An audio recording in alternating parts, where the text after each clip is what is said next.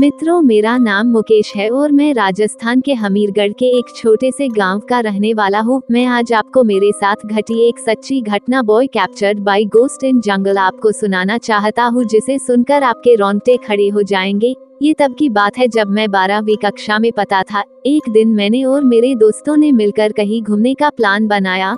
Night जंगल। हम लोगों ने गांव से 4-5 किलोमीटर दूर स्थित इको पार्क के पास के जंगल में घूमने का प्लान बनाया। हम घर से स्कूल का बहाना करके निकल गए। मेरे साथ मेरे 3 और दोस्त मनीष, विनोद और राहुल थे। हम करीब 4 बजे जंगल के प्रवेश द्वार तक पहुँचे। दिन के उजाले में भी पेड़ों की वजह से घना अंधेरा था। उस जंगल में चलते गए और हमें एक शिव मंदिर दिखाई दिया और हम वहां रुक गए। मंदिर में भगवान शिव की बहुत पुरानी मूर्ति थी। हमने दर्शन किए और मंदिर के बाहर कुछ देर बैठ गए और बातें करने लग गई। बातों बातों में हमें पता नहीं चला और शाम के 7 बज चुके थे। जंगल में अंधेरा अपनी चरम सीमा पर था। मनीष ने अपना फोन निकाला और उसकी टॉर्च जलाई। हम जैसे ही मंदिर से बाहर निकले, अचानक जोर से आंधी चलने लगी और थोड़ी देर बाद बरसात भी शुरू हो गई। हमने मंदिर में रुकने का सोचा। हमने सोचा आज तो घर पर जमकर पिटाई होगी। उस सुनसान जंगल में कोई भी नजर नहीं आ रहा था, केवल सियारों के चिल्लाने की आवाजें आ रही थी। घंटे भर बरसात थोड़ी कम हुई और हमने वहां से निकलने का सोचा। रात की 8 बज चुकी थी। अब भी हमें जंगल में 3 किलोमीटर और चलना था। थोड़ी देर चलने के बाद हमें किसी औरत के जोर से चीखने की आवाज आई।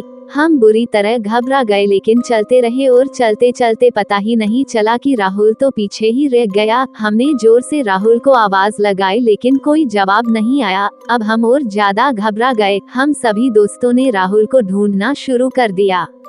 हम फिर आधा किलोमीटर पीछे गए और देखा कि राहुल वहाँ चुपचाप खड़ा था। हमने राहुल को बतलाया, लेकिन वो कुछ नहीं बोला और चुपचाप हमारे साथ चलता रहा। उसके हाव भाव अजीब से लग रहे थे। हम जैसे तैसे उस जंगल से बाहर निकले और अपने घरों की तरफ रवाना हो गए। उस रात डर के मारे मुझे नींद नहीं आई। अगले दिन मैं सुबह उठकर स्कूल गया तो पता चला कि राहुल स्कूल नहीं आया। जब मैंने टीचर से राहुल के बारे में पूछा तो उन्होंने बताया कि राहुल की मौत हो चुकी है। मैं ये सुनकर दंग रह गया और मेरी आंखों से आंसू रुक नहीं रहे थे।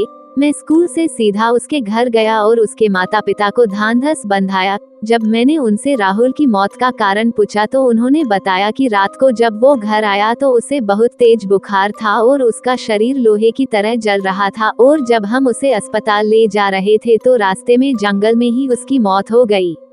जब मैंने ये बात सुनी तो मुझे सब माजरा समझ आया, लेकिन मैंने उनको कुछ नहीं बताया कि कल रात को उसको जंगल में किसी रूह ने जकड़ लिया होगा। अब क्या उसकी मौत का कारण था, ये आज भी रहस्य थी।